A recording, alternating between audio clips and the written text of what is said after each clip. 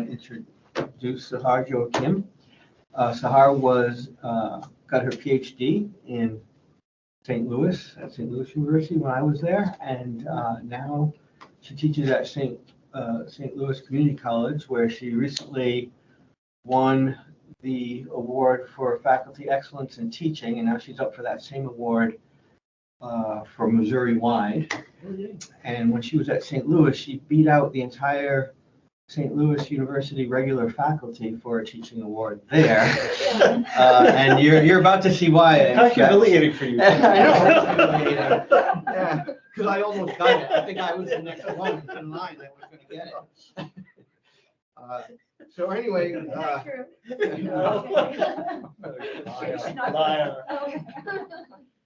so Sahar on broadening the limits of knowledge. Take it away. Thank you. Thank you for that nice introduction. So what I'm going to do is read you the abstract, follow you through the plan, and then execute the plan. This presentation challenges traditional epistemological boundaries, arguing that the commonly held view of knowledge as tethered to belief is too narrow. What I'm going to do is present a cumulative case argument, drawing on independent premises from metaphysics, philosophy of mind, philosophy of action, philosophy of religion, and social epistemology. And the conclusion ultimately advocates for recognizing the concept of knowledge, both with and without belief. So the first part is to just make sure we know what I am attacking and what I am not attacking. It's the traditional view that I am attacking, and it's this view that knowledge is always of something true and accompanied by belief by the knower. And that's the traditional view. Whatever else it is, it's that you cannot have knowledge without belief. And I'm going to give you a ton of half-baked ideas that when you put them together, though none of them alone are conclusive, you might think, wait a minute, like maybe all of these should tell us we should stop assuming that knowledge is impossible to separate from belief. And of course, the part I'm really honing in on is this portion that goes beyond the scope of belief. And that's the part that's controversial. And that's the part that I'm trying to argue. So the traditional epistemology tells us a very narrow, boxed in view of knowledge that you don't have it without belief. And the part I am trying to show is that you can have knowledge without belief. I'm not arguing about the truth. I think that knowledge is always factive, and I want to hold fast to that Western view. But the part I want to separate knowledge from is the belief. So even though I might be talking about a ton of things, the real crux of what my talk is about is trying to show that there is such a thing as knowledge that does not require or entail belief, is not a kind of belief. If we have knowledge without belief, it could mean it could mean these three things, and all of these three are separate theses. You can have one without the other. In fact, you can have one without the other two. And so the cumulative case portion is trying to show you that no matter what I mean by knowledge without belief, there is space to make that kind of argument. And some of this is color coded, so if you're colorblind, you can completely ignore that part, but if you do see color, it might help you a little bit. So that's what I'm doing, trying to show that you can separate knowledge from belief. The first thing I'm going to do is go to philosophy of mind and metaphysics and argue that you can know what you don't believe because knowledge is not a kind of belief. Then I'm going to go to social epistemology and philosophy of mind. It's actually all philosophy of mind. And argue that knowledge does not entail belief. And then I'm going to turn to religion, more social epistemology in a different way, more philosophy of mind in a different way, but also philosophy of action to show that knowledge does not require belief for its constitution. And then what we have at the end is a ton of small, independently inconclusive, but jointly strong reasons to question whether there can be knowledge beyond the scope of belief, which would be a contribution to the literature. So there's 10 arguments. They're numbered in case you're going to take notes and try to attack them. Then remember the number and it'll be easy to pull up later. First, knowledge is not a kind of belief. just to show you what I have in mind, it's essentially this. We don't know what knowledge is. There's no unified account. Everyone's arguing about it. We don't know what belief is. There's no unified account. Everybody's arguing about it in their respective little subfields. And so why would we treat knowledge as limited to belief if we don't have a clear understanding of either of those concepts? And so when you look at the post-Gettier and Gettier literature, it's always a true belief without false limits, a true belief that's reliably formed, or safety, or sensitivity, or something. And even the knowledge firsters that just come in hot talking about knowledge, even they think you can't know what you don't believe. And so what I'm trying to question is why we limit that. So think about a cognizer, our subject, S, cognizing a proposition. Most of this is propositional knowledge with which I'm concerned. So just like think about that with me. Belief is a whole bunch of things. You can believe someone and be wrong. You can believe that blah, blah, blah and be wrong. You can believe in something and it's not the case. There's cognitive dissonance, like we don't know what to say about inconsistent beliefs or belief-action discordance. A lot of people talk about dream belief, delusional belief, belief in fiction, make-believe. That's something I don't actually believe is a thing, but there are scholars and that's their contribution to the literature. There's thick belief, thin belief, fine grain, coarse grain, full belief, half belief, in between belief, which is not a belief. There's implicit and explicit belief. There's group belief. Can groups believe? Not sure. There's all these ways to talk about belief. All of these are controversial. There's no unified nature of knowledge that every philosopher of mind agrees about. And all belief can be false. So notice that I've literally put all of the kinds of belief or sorts of belief or instances of belief, species of belief on the edge of truth, because all of these can be true and all of these can be false, because your beliefs can be true or false. And the beliefs people talk about very seriously in long books, like Dream Belief, I was surprised when Kadi Farkas came to SLU and gave us that literature. I was like, this is not even belief. How are there books on this? Well, some people believe that while you're dreaming, those are real beliefs. I mean, they might be something else, like an A-belief or a half-belief, quasi-belief. But anyway, we don't know what beliefs are. Think about zooming back out, cognizing with a cognizer and a proposition, and think about when they're correctly cognizing. Think about knowledge, a factive mental state. There's all these kinds of knowledge. And some of these are also debated, because some people say there's no such thing as necessary. Some people say there's no such thing as a priori. Some people debate about what counts as those. There's perceptual knowledge, intentional knowledge, testimonial knowledge, memorial knowledge, contingent knowledge, religious knowledge, which some people say there's no such thing as religious knowledge. Inductive knowledge, introspective knowledge, knowledge by acquaintance, procedural knowledge, propositional knowledge. Some people collapse those and say one's a kind of the other. All of these things, mind you, are true. And some of these things are controversial. And to date, no one's been able to provide an unobjectionable unified account of the concept of knowledge. So just like thinking about that, to what exactly are we limiting knowledge? We don't know, because we don't know what belief is. And what exactly is limited to belief, because we don't know what knowledge is as one unified thing. So I don't understand the assumption that it's crazy to talk about knowledge without belief. I don't see a reason, other than appealing to authority, to just assume that all knowledge is true belief plus fill in whatever your preferred theory is. So that's argument one. By itself, ignorable. But let's keep going. Let's keep going. So belief is not the most general factive mental state operator in assenting, affirming, taking something as true. And knowledge is the most general factive mental state operator, assuming you like Williamson's view. And so I want to think about perceptual knowledge and wonder at what point you have a belief there. And again, I might be using assenting and affirming in a way that doesn't rub you the right way. So maybe think like, give a mental nod to an idea or a mental representation as if true, but then it has to be true if it's knowledge. I don't want to question the factivity of knowledge. Knowledge requires success, like getting the truth in mind, both in reaching the goal of truth and in reaching it via the right cognitive path. If you don't like success, don't worry. I think this is good. It just helps you understand what I have in mind. Again, think about a cognizer cognizing a proposition, and think about some subject, Sam, having a visual perception, and the proposition will be, this is my mom. So here's this case of visual perception. Sam opens their eyes and Sam sees their mom.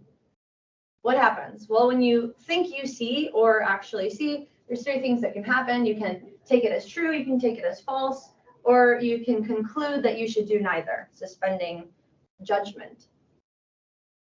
Imagine that Sam opens their eyes. Sam sees their mom. Sam affirms, this is my mom. What do you think is going on here?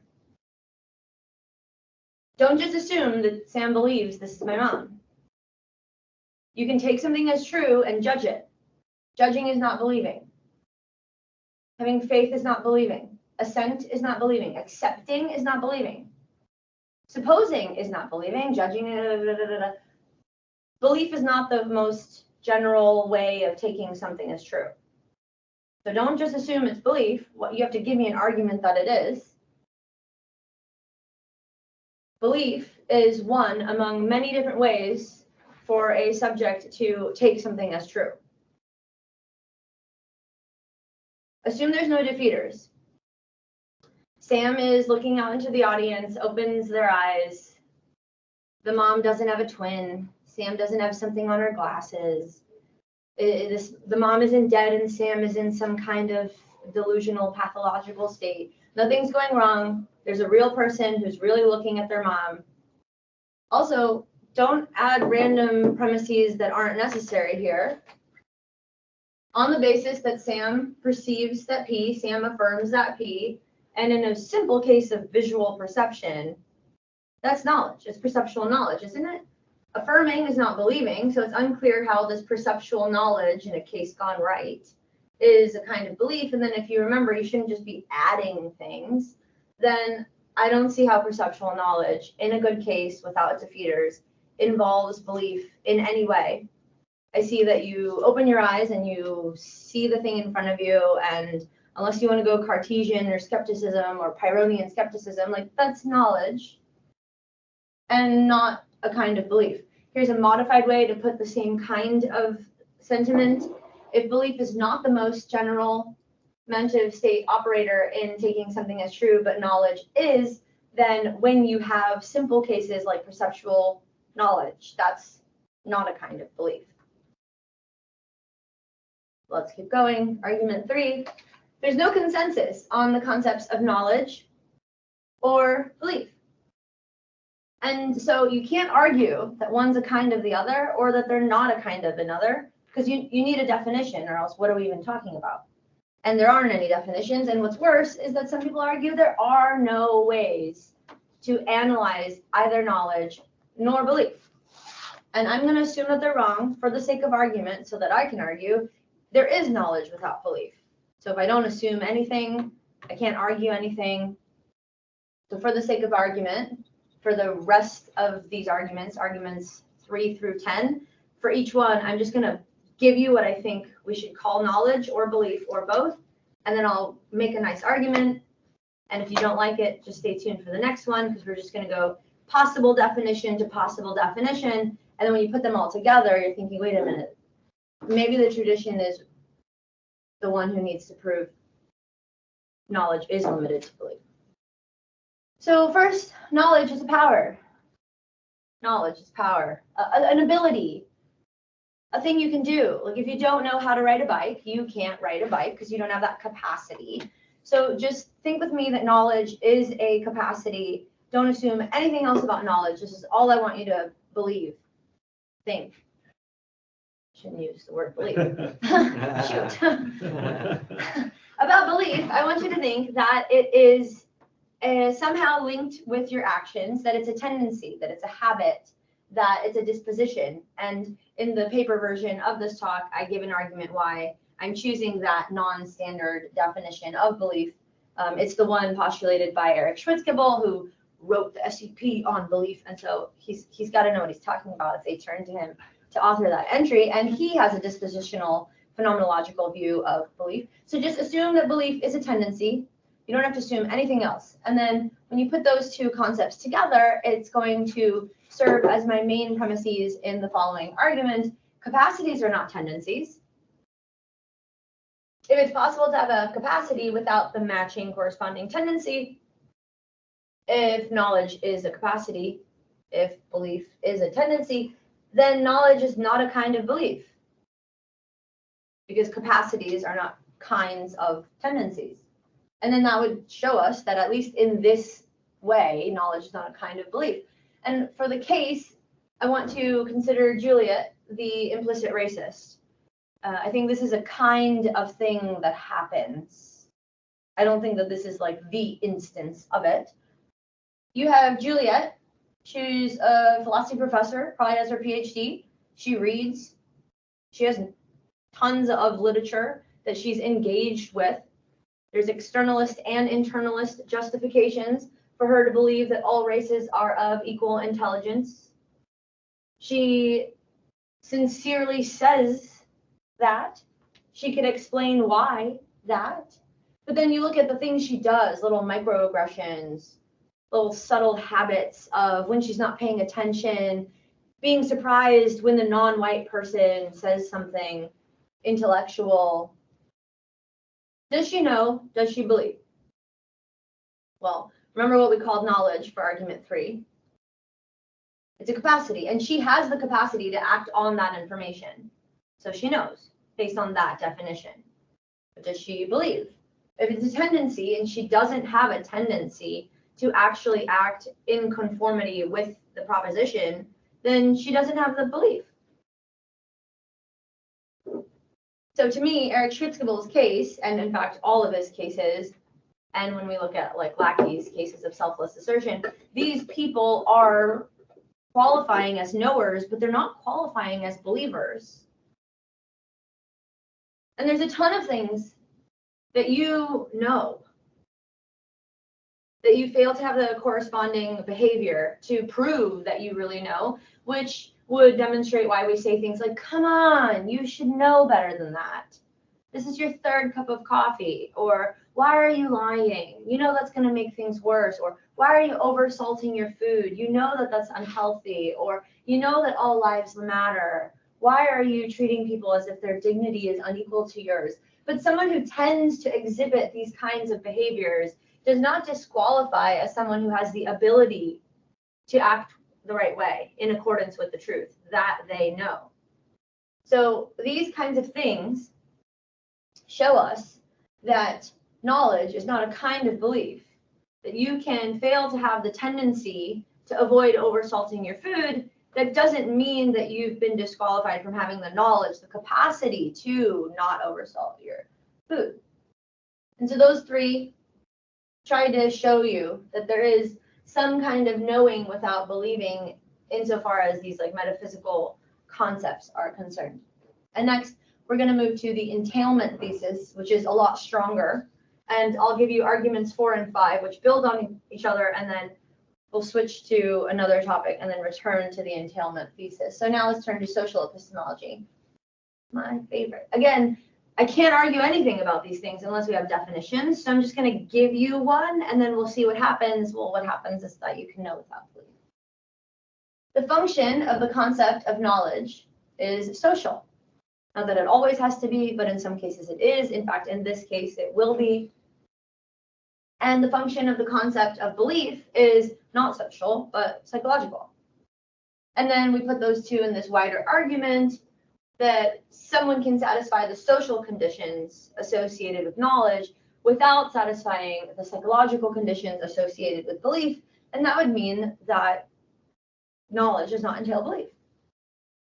And so trying to back up this view that there is a sense of the concept of knowledge, which is social and not such a busy psychological, think about how knowledge is distributed or transmitted, if you will, throughout society. There is approved information. There's things you're allowed to say and things you're not allowed to say. Assertion is the medium through which people can come to learn the truth. So assertion is inherently social. S asserts that P to H, right? The hearer is getting that knowledge from S through a very social thing, which we could break that down, but let's ignore the tangents. Testimonial knowledge, like most of the things you know were told to you. All the history you think you know, testimonial. And so without thinking of knowledge as social, you don't have testimonial knowledge, you don't have social knowledge, you don't distribute knowledge. Truth cannot be distributed between S's and H's. And think about the epistemic labor. There's the scientists that discover vaccines. There's the consumer that gets to just like benefit from that knowledge that's distributed, that's generated. All of that's knowledge, and all of that is social. And when you think about any of these kinds of like scenarios in which you get to benefit from something you don't really understand, then you'd realize that there is a sense of knowledge that is inseparable from the social. And so I'm thinking of the case of medical practitioners. When you have a medical question, you go to a medical expert who's been receiving that stamp of approval from medical communities. And it makes sense, Goldman even explains, that you would be justified to expect a particular kind of knowledge from a particular kind of person in virtue of their social position. For example, if you go to a Juris Doctor, you expect that they have, anyway, knowledge is also social in this other way that Craig says. Darn it, where'd that slide go? Okay, well, if you go to a Juris Doctor, you expect they have some basic legal knowledge. If you go to a medical doctor, you expect they have medical knowledge. If you go to a PhD in philosophy, they should at least be able to tell you what epistemology is, even if that's not their AOS. So it's social. But going to this slide, the function of the concept of belief is psychological. In other words, not social. And the way I want to bring that about is going to this huge debate between two top scholars, both very intellectual, well-read, well-versed, Tamar Gendler and Eric Schwitzgebel. And Gendler explains how we should understand belief-action discordance by holding on to this idea that belief is psychological, but then also telling us about irrational mental acts, ALEFs. On the other hand, Eric Schwitzgebel tells us we should understand belief-action discordance by holding on to this idea that belief is psychological, and then moving us to this state of in-between belief, which is not actually a belief. Either way, there's this huge debate, and both sides agree that belief is psychological. So they share that in common, even though they disagree about everything else. So let's just like take notes from this debate. Belief is psychological. And put those two together, they get wrapped nicely in this argument. But first, let me remind you to come down out of the ivory tower and just think about real people. People have overlapping social and psychological aspects. There's an internal world and an external world. The social stuff, that's what you tell others. Like, yes, the earth is round. And then there's maybe what you think in your heart of hearts, that the earth is flat. Okay, well, don't tell people that. You know that that would not be wise to say linguistically, externally, socially. Like if you love Trump and you're in a philosophy department, that is not something to say. Okay, so we have the social stuff. We have the psychological stuff. They come apart. You believe what you would never admit. And you say things you don't actually believe. The external, social, linguistic does not entail the internal, psychological, mental representations. And so you can satisfy the conditions of knowledge. You can count as a knower by communities, even though you don't have the matching psychological stuff. And if you're thinking, well, this is an ideal, no, of course. Ideally, you believe what you say, and you say what you believe. And your social and your psychological are consistent, and you have authenticity. But for most of us, we think things we know it would not be right to represent, and we represent things we don't believe. And so in the real world, knowledge does not entail belief. And I'm going to use those basic concepts. I'm going to build upon them before getting off of this idea. So argument 5 builds on 4. For a representative of a community, knowledge is the epistemic norm of assertion. And for those representatives of communities, apt assertion does not entail the individual's psychological attitudes, in other words, beliefs, thinking about argument 4. And so for representatives, a particular class of people, satisfying the social conditions on knowledge does not entail the psychological conditions of belief. And so norm, it's a standard or a rule that you have to satisfy in order for an act to be apt or good or permissible. And failing to act in accordance with that norm or standard or rule means that you're inviting criticism, not necessarily that you will be criticized, but that you are criticizable.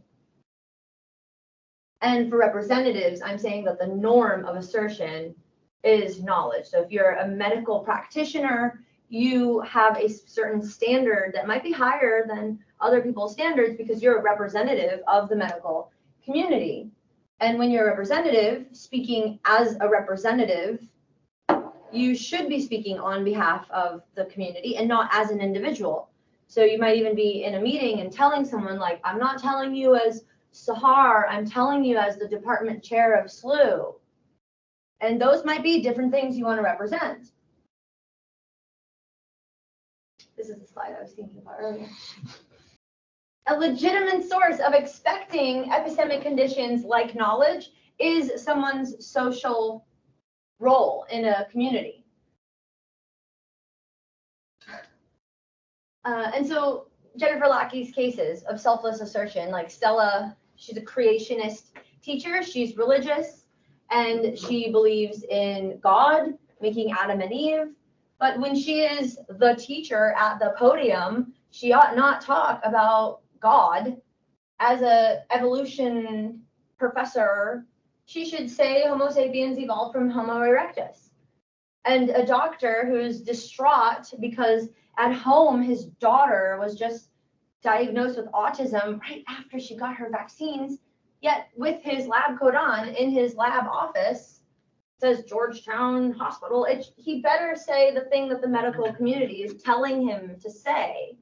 And so he is speaking as a representative, saying that the MMR vaccine does not cause autism. That's what he says. That's what he should say. That's what he should know. And it would be apt only if he says that. And it doesn't matter if he believes. Of course, ideally, it'd be nice to believe, but that doesn't mean you do. So for a socially apt assertion, it has to be on behalf of the community. For an epistemically apt assertion, it has to be the truth. And so when the medical community knows that P and then the representative asserts that P and the representative knows that P, it doesn't mean anything about what they think as a person, lab coat off at home. And so representatives are a class of asserters where their assertions might not satisfy belief conditions, but that shouldn't mean that they don't also satisfy the knowledge conditions. And so they can. Sometimes they do.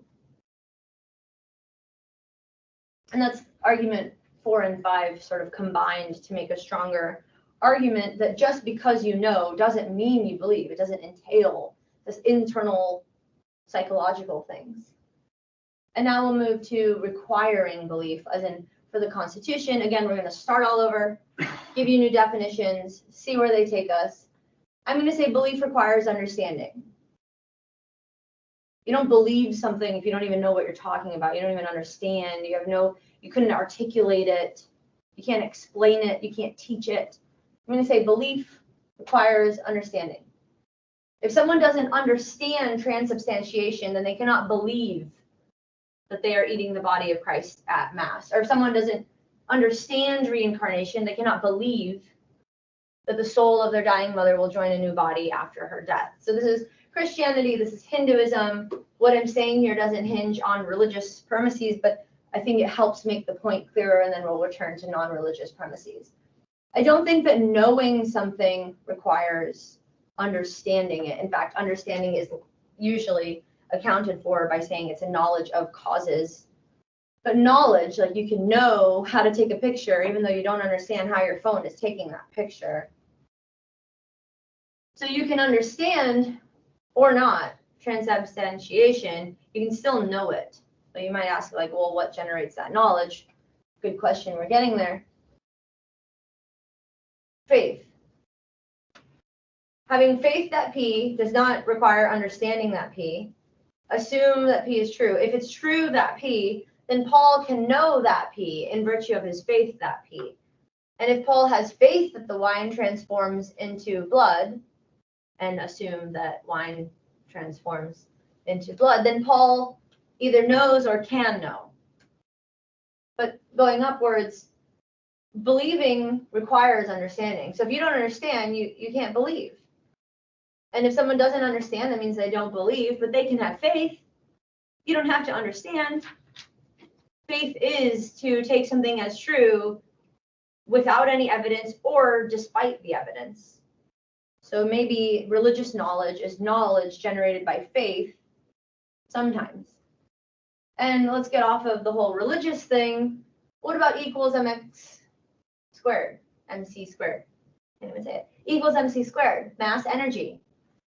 Equation of motion, entropy. I know it's the second law of thermodynamics, but I can't tell you much else. I'm sure that most Americans have this in their brain somewhere. And if you said, hey, this is the quadratic equation, they might say, no, it's not. It's a 4AC. Oh, no, you don't. That's the quadratic formula when you're trying to solve for x, but the equation is actually this. These are like objective truths that you can know. But do you understand them? No. And that's okay. You can still know them, even though you don't understand them. But how can you believe that they're true if you don't understand them? I guess that's the kind of point I'm making, is that belief requires understanding.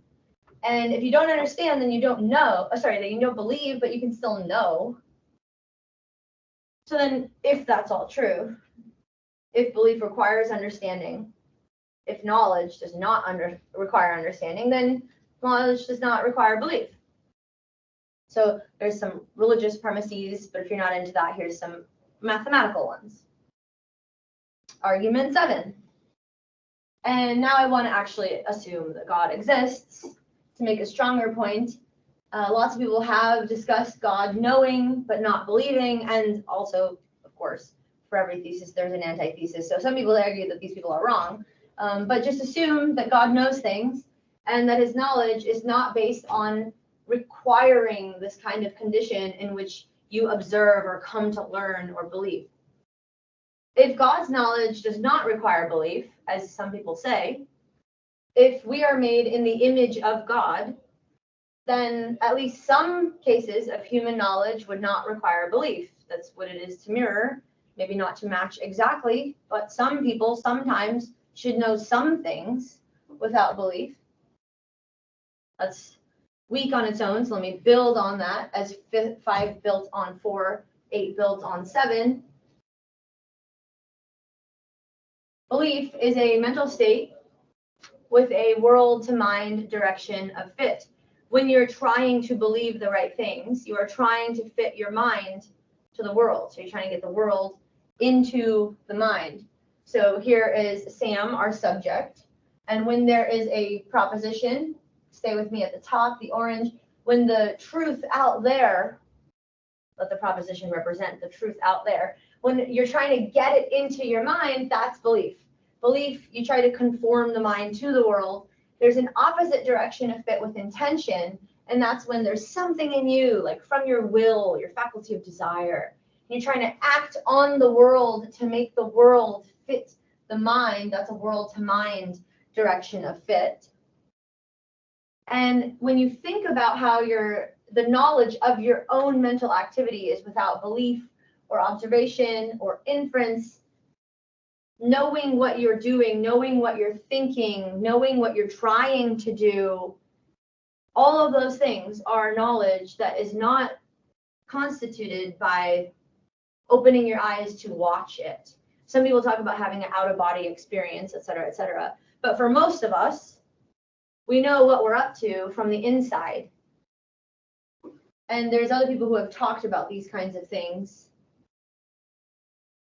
My example is a dancer. A dancer knows that she is dancing, and she doesn't acquire that knowledge that she is dancing by observing that she is dancing.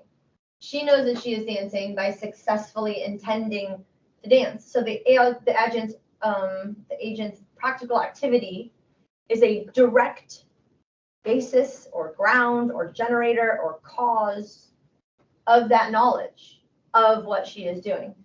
And as she is dancing, the audience believes that she's doing the tango. Oh, wait, she's doing the ballet. Oh, wait, she's doing the cucaracha or what have you. Because the audience is having the world go into their mind. But for the dancer, she is generating truth. She is the truth maker by her actions. And she doesn't have to check in order to know that she really is doing that thing. It's her intention alone, which is not something like belief, that generates that knowledge. The dancer knows that I am dancing in virtue of the intention. So this is a kind of conative rather than cognitive knowledge. And I know lots of people don't want to think about knowledge as anything other than cognitive, but this is a case that a person is knowing not through a cognitive path. And there's no attitude or state with a mind-to-world direction of fit that's required for constituting the knowledge of what the person is doing from their will. So then belief is not required for constituting that knowledge. Maybe you want to say, okay, well, it comes along with it, but then that's the entailment thesis. But that what I'm arguing here is that it doesn't require belief. And most people say, yes, it does. So no, it doesn't, says this case. Adding to this, starting with completely new premises, a priori knowledge exists. This is knowledge that you have through rational insight. So someone with a priori knowledge sees the truth or grasps the truth rather than having to be told the truth or to visually perceive the truth. It starts from the inside. So we would have to deny tabula rasa, that you're born an empty slate, and accept empiricist, but we'd have to deny empiricism. But some people say a priori knowledge is a thing. Assume that it is. The cases of a priori knowledge would not then depend on belief if belief was a feeling. It wouldn't depend on belief if belief was a psychological state. It wouldn't depend on belief if it was something with a world to mind direction of fit. It wouldn't depend on belief no matter how you define belief, or as far as I see in the SCP and beyond, no one has defined belief in a way that is required for a priori knowledge. So if a priori knowledge is real, then that shows us that not all knowledge requires belief. So if Karana sees that 1 + 1 is 2 and sees that that's necessarily true, that there's no possible world in which 1 + 1 is anything other than 2, then she has this knowledge that does not require anything else. So what is sufficient for knowledge does not have belief as any necessary constituent portion. And lastly, 10. Now we're returning to the stronger thesis about entailment. And we're going to go to philosophy of mind / psychology. So Jane, did I say Friedman? I haven't actually said her last name. Does anyone know? Friedman? Is it Friedman? Okay. I'm not sure about I'm that. not sure either. Okay, so we're all not sure. Jane talks about this person who turns off the stove and then checks if it's still on. She sees that it's not on. She goes back to the stove and she puts her hand on the burner and it's not hot, but she walks away and she thinks, wait a minute, did my hand get close enough to the burner? What if it's still on? She comes back, she leaves the house, she calls her neighbor, can you go check my stove? She's pathological. There's something psychologically wrong there. Now, Jane says that this stove checker is not rational, and Jane argues that there's something epistemically wrong with excessive checking, with this sort of rechecking and checking. I want to explain to you, using my words, what's wrong with the excessive checker. I'm going to explain the source of the irrationality using controversial concepts. And from that literature, there's been a whole new world opened up about checking and what it means and what it does and mental states. And the people arguing about what exactly checking is and how it works and trying to account for it, most of them argue that the checking and rechecking is not to generate more knowledge. So you're not rechecking to know. You already know the first time you had that epistemic proof. Now let's go to different literature. What does it mean when you're checking? You're inquiring, you're seeing whether. And inquiring is when someone is trying to take active steps to answer the question. And in the rechecker, you've already answered the question, but you're still asking. And there are norms against this. Like, if you already know, you shouldn't be inquiring. Knowledge is the norm of action. It's the guiding standard of action. But in the real world, even if you don't know, you still do things. And then we say, oh, you shouldn't have done that. Belief is the cause of action. You don't have to actually know to do a thing. You have to think you know. Call that belief. So someone checks or rechecks because they fail to believe. They don't take themselves to know, even though they do. Believing that the stove is off is a distinct matter from knowledge that it is, from knowing that it is. And so a lack of belief that the stove is off is what explains the act of checking. Why are you doing it? It's because you don't think you know. It's because you believe you don't know, because belief is the cause of our actions in the real world. On the other hand, knowledge that the stove is off, generated by the evidence, explains why the rechecking is irrational. For me, I think irrational is the wrong word. If more philosophers read psychological literature or more in-depth philosophy of mind rooted in cognitive neuroscience and psych, then they would maybe call it pathological more than rational or irrational. But for me, what's happening in this checker or excessive checker is it might be an OCD case or not. The point I'm trying to make is that this person knows but doesn't believe. Someone can possess evidence that P, the evidence that P should generate both epistemic certainty and psychological certainty, but that doesn't mean it does, because some people have psychological issues. And so for Betty, who sees that the stove is off, she knows that the stove is off, she checks whether it is because she doesn't believe that it is. She has the evidence. It does not generate the psychological certainty because of her shortcomings. That's what explains why she is rechecking. But then that shows that she can know and betray that she doesn't believe. So the knowledge doesn't entail belief, which again kind of shows us why we say things like, why did you do that? You should have known. Come on, you know better than that. Well, that doesn't mean your behavior is going to be in line with your knowledge. Many people have low confidence, low self-esteem, self-doubt, insecurity. These are psychological things. But they don't defeat the knowledge that they have once they have the evidence that P. Belief is often characterized as this thing of number one credence, maximum confidence. Well, confidence is a psychological thing lots of people lack. Confidence is not required for knowledge. So then belief is not required for knowledge. So then you can know and it not be entails that you also have the matching confidence level to act like you know. Remember, I think belief is the cause of our actions. And so think about this police chief who heard reliable testimony that P, saw evidence that P, lots of different evidences that P, concludes that P, knows that P, but doesn't want to admit that P because P is that their daughter brutally murdered someone. It can be called lots of things, but the lack of the psychological stuff based on whatever is going on psychologically does not entail that they lack knowledge. So you can have knowledge and not entail belief.